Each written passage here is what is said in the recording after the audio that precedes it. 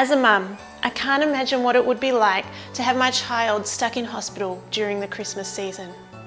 The purpose of Christmas Wish is to take children out of their situation and to give them a hope for their future.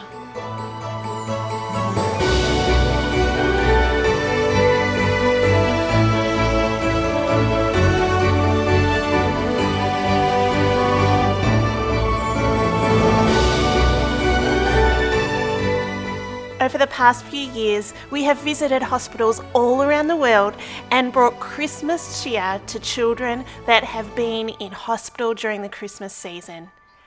This year, with thanks to Nikon Australia, Epson Australia and our other supporting partners, we are going to go Australia-wide and bring a Christmas Wish workshop to a state near you.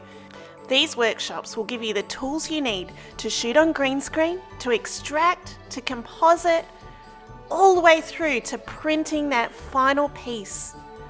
You will be able to use these skills in all types of photography, not just at Christmas time. We want to encourage you to attend these workshops. All profits will go towards the Christmas Wish 2019.